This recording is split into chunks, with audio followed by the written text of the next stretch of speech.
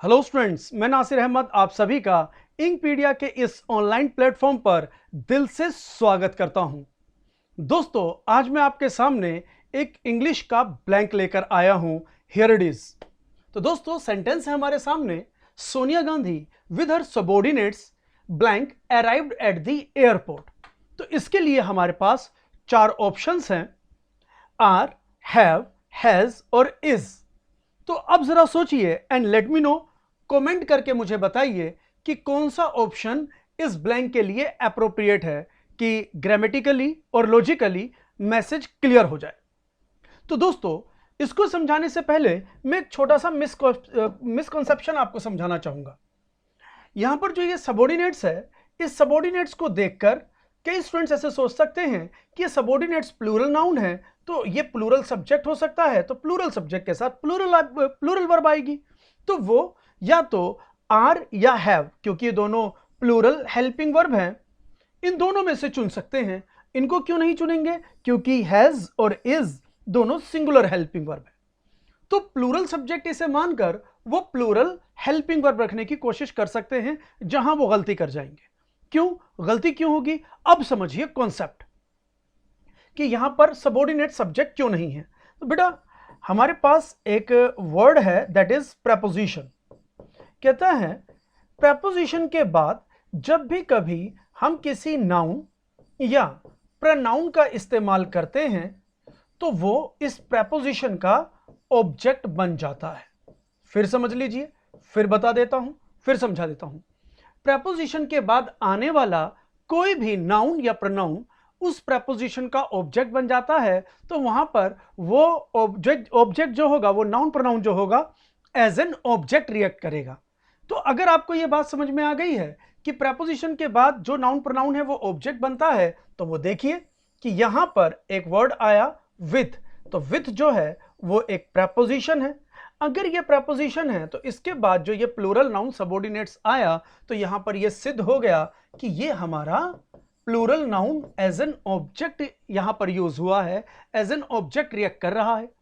अब अगर ये ऑब्जेक्ट है तो ऑब्जेक्ट के अकॉर्डिंग तो वर्ब नहीं लग सकती। क्यों?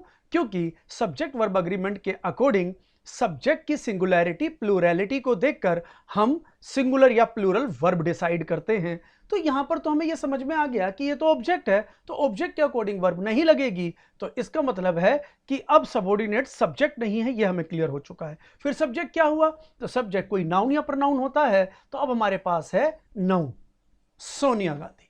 तो मींस सोनिया गांधी यहां पर एज ए सब्जेक्ट यूज हो रहा है और यह सब्जेक्ट सिंगुलर सब्जेक्ट है।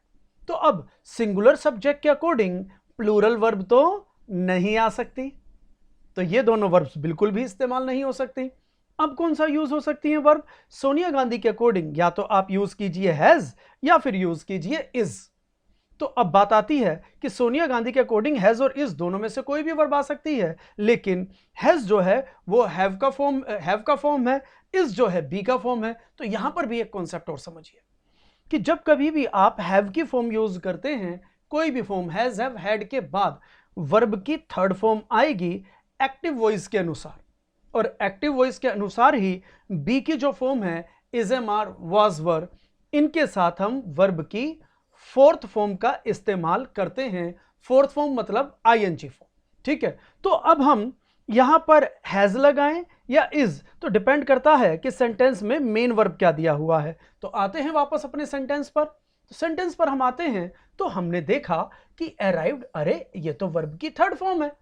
तो अगर ये वर्ब की थर्ड फॉर्म है तो थर्ड फॉर्म के बाद हमें, थर्ड फॉर्म से पहले हमें क्या यूज करना पड़ेगा? हैव का फॉर्म।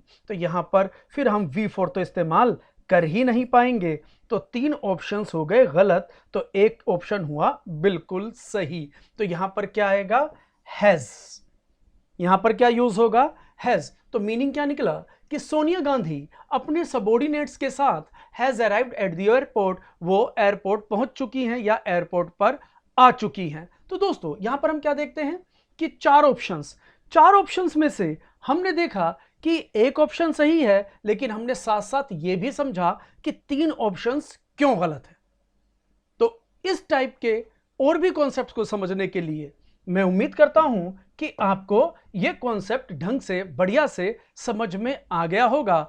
अगर आपको इस टाइप के और भी कॉन्सेप्ट्स ढंग से समझने हैं, गहराई से समझने हैं, तो आप विजिट कीजिए मेरे online platform, online YouTube channel Inkpedia को। तो दोस्तों, इंकपीडिया मेरे ऑनलाइन यूट्यूब चैनल को फॉलो कीजिए और इस टाइप की बहुत सारी जानकारी आपको वहां पर मिल जाएगी।